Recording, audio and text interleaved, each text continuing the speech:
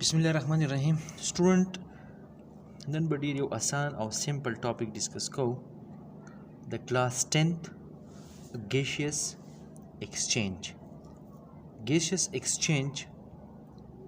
दी सा मतलब they know gaseous mean gases और exchange मीन तब्दीली दल नो gaseous exchange संग की द ह्यूमन पर बॉडी की द एनिमल पर बॉडी की या द प्लांट पर बॉडी की د ټول نه اول به مونږه په دې کې بریثینګ او ګیشیس ایکسچینج دا به ډیفاین کوو. بریثینګ دا زموږ سره یو کامن پروسس دی چې کوم د هیومن یا د انیمل په باډي کې کیږي. نو ایر یو انټر کیږي او یو آوټ کیږي. نو ایر د څه لپاره هیومن انټر کوي؟ دا د اکسیجن لپاره، او آوټ کوي د څه لپاره؟ د کاربن ډای اکساید لپاره چې د باډي نه کاربن ډای اکساید آوټ شي. دا سمپل یو پروسس دی چې دې ته مونږه بریثینګ ویلی شو چې ایر انټر کیږي باډي ته او آوټ کیږي، دا بریثینګ شو. اوس ګیسس ایکسچینج چې دی نو ګیسس ایکسچینج کیږي دا د ارګانیزم او د انوایرمنټ په درمیان کې. دا په کوم ذریعه باندې کیږي؟ دا د ډیفیوژن څه پروسس دی؟ ډیفیوژن هغه پروسس دی چې په کوم کې زموږ سره لارج کانسنټریشن مالیکول د های کانسنټریشن نه مالیکول فلو کوي لوور کانسنټریشن ته، نو دې ته وایي ډیفیوژن. نو زمونږ په باډي کې او د انوایرمنټ یا د انیمل یا د پلانټ د دې په باډي کې چې ایکسچینج کیږي نو هغه هم کیږي د انوایرمنټ سره، او د انوایرمنټ سره چې دا ګیسز ایکسچینج کیږي نو دا د ډیفیوژن په ذریعه باندې کیږي. نو بریثینګ چې دی دا ان اینڈ آوټ ته وایي، لکه باډي ته انټر کیږي او آوټ کیږي. او ګیسز ایکسچینج دا د انوایرمنټ سره، دا د یو بل سره داسې سیمیلر ورډز دي. بریثینګ او ګیسز ایکسچینج دومره ډیفرنس پکې نشته، خو د بریثینګ او ګیسز ایکسچینج ډیفرنس دی د ریسپایریشن سره. ریسپایریشن داسې یو ټرم دی چې دا یو انرژي ریلیزینګ پروسس دی. په ریسپایریشن کې زموږ سره بریثینګ پلس ګیسز ایکسچینج به هم او ریسپایریشن به هم. نو ریسپایریشن دا په سیلولر لیول باندې کیږي، په سیل کې کیږي، او په سیل کې دننه زموږ سره څه پیدا کیږي؟ هغه انرژي پیدا کیږي. دا انرژي به څنګه پیدا کیږي؟ نو کوم چې مونږه اکسیجن اغستی دی دا هغه اکسیجن دی د بریثینګ په ذریعه باندې دا تللی دی د فوډ سره په سیل کې میلاو شوی دی. دا یو سمپل شوګر دی C6H12O6، او د دې شوګر په اکسیجن په ذریعه باندې دی ریسپایر شوی دی. نو د څه جوړ کړي دي؟ کاربن ډای اکساید، واټر پلس انرژي، او انرژي چې دا ان د فارم اف ATP ده، اډینوسین ټرای فاسفیټ. دي ته انرژي پیکټس وي یا انرژي کرنسی اف د باډي ورته ویل کیږي. نو په دې کې څه کیږي؟ په دې کې په ریسپایریشن کې فرق څه شو او په بریثینګ کې؟ بریثینګ او ګیسز ایکسچینج دا یو سمپل پروسس دی په کوم کې چې د انوایرمنټ نه هوا انټر کیږي باډي ته او د باډي نه هوا آوټ کیږي انوایرمنټ ته.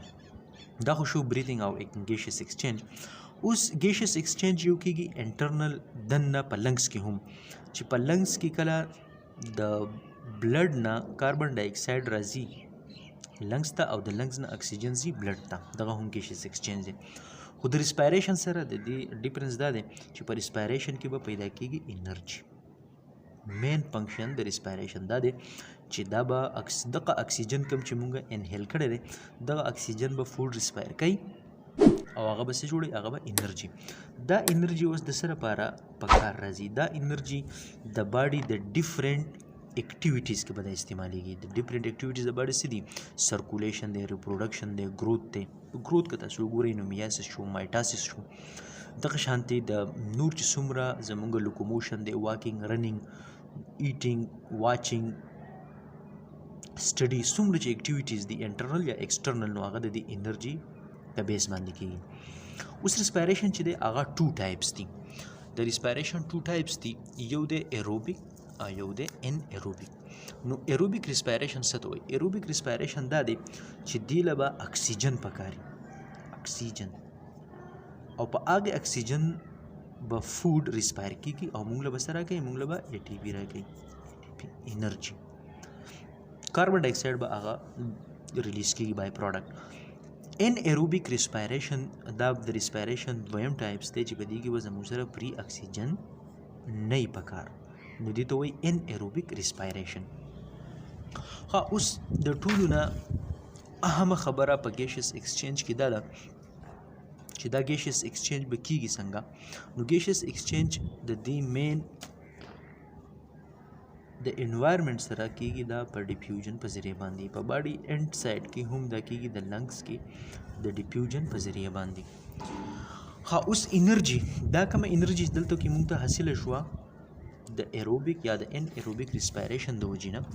نو دا به د څه دپاره استعمالیږي؟ دا به د لایف اکټیویټیز دپاره استعمالیږي. او لایف اکټیویټیز تاسو ولیدل چې لایف اکټیویټیز کم کم دي. دا ټوټل څومره چې زموږ سره انټرنل یا ایکسټرنل چې څومره اکټیویټیز کیږي لکه ریپروډکشن تاسو واخلئ، سرکولیشن واخلئ، ټوټل اکټیویټیز چې کیږي دا د دې انرژي په بیس باندې کیږي. اوس د دې انرژي مین سورس څه دی؟ هغه دی سن لایټ. سن لایټ دې ته مونږ الټیمیټ سورس آف انرژي وایو. ولې ورته وایو؟ ځکه چې په سن لایټ باندې کیږي فوټوسینتھسس. فوټو مین لایټ، سینتھسس مین فارمیشن. نو پلانټ چې دی فوټوسینتھیټک پلانټ دا فوډ جوړوي د څه په ذریعه باندې؟ د لایټ په ذریعه باندې. او لایټ کم لایټ وي هغه سن لایټ وي. نو سن لایټ دا څنګه خوراک جوړیږي؟ نو دا به اوس مونږ وروسته ډسکس کوو چې سن لایټ دا څنګه فوډ جوړوي. نو فوډ چې کوم دی هغه ارګینیک مالیکول، هایډروکاربن آر دیر ډیریویټیوز، ارګینیک مالیکول. ها اوس ګورئ نو فوډ چې زموږ سره جوړیږي په فوټوسینتھسس کې هغه داسې جوړیږي چې کله مونږ دا وګورو دې پلانټ ته تاسو وګورئ دا یو پلانټ دی، سمپل پلانټ دی چې دی د انوایرمنټ نه اغستی دی کاربن ډای اکساید. دلته تاسو وګورئ په دې ریاکشن کې دا شو زموږ سره کاربن ډای اکساید کم چې حاصل شوی دی د انوایرمنټ نه. او دا پلانټ په څه په ذریعه اغستی دی؟ د دې سټومیټا په ذریعه باندې اغستی دی. د انوایرمنټ نه دا راغی یا دا کاربن ډای اکساید پلانټ ته میلاویږي د ریسپایریشن په ذریعه کې هم. چې ریسپایریشن کله کیږي نو زموږ سره دا فوډ کاربن ډای اکساید او هایډرو واټر ته بدلیږي او ATP هم ورکوي. دلته وګورئ نو دا هغه کاربن ډای اکساید دی کوم چې پلانټ بیا فوټوسینتھسس کې هم استعمالولی شي. خو دا کاربن ډای اکساید ته پلانټ ته میلاویږي د آوټ سایډ نه هم د سټومیټا په ذریعه باندې. نو دا کاربن ډای اکساید شو، ورسره واټر دا د زایلم په ذریعه باندې د سایل نه دا د سایل نه دی واټر واغستو، د زایلم په ذریعه باندې دا واټر دلته راغلی. کاربن ډای اکساید د انوایرمنټ نه واغستو. او دلته کې دې له پکار دی سن لایټ. نو سن لایټ په دې باندې د دې ځای نه راغی سن لایټ. او پکار دی په دې کې کلوروفیل. نو with the help of sunlight and chlorophyll دا هغه سن لایټ دی کوم چې دلته په دې پلانټ باندې لګي. او کلوروفیل موجود دی په کلوروپلاست کې کوم چې زموږ سره ډیفرنٹ ویولینت اف سن لایټ کیپچر کوي او فوډ جوړوي. نو دا څه جوړ کړی دی؟ دا هغه ارګینیک فوډ دی C6H12O6. نو دلته دا موږ ویلی شو چې ریسپایریشن او فوټوسینتھسس یو دوه اپوزیټ پروسس دي. او د دې دوه اپوزیټ پروسس دا ډیر زیات ضروری دي ځکه چې په یو چې کوم دی هغه کیټابالیک پروسس دی او بل انابالیک پروسس دی.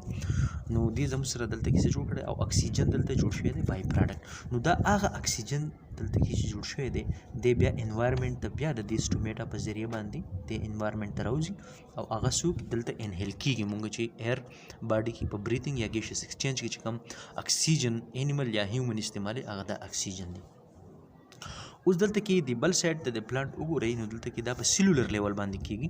په سیلولر لیول باندې بیا د دې ریسپایریشن شوی دی. څنګه چې موږ دلته کې ډسکس کړل چې دغه فوډ چې جوړ شوی دی د به اوس ریسپایریشن کیږي او د به څه ورکوي؟ دی به دا انرژي ورکوي. دا انرژي بیا لایف اکټیویټیز کې استعمالیږي. اوس دې کې ډے ټایم او نایټ ټایم په دې کې لږ فرق دی.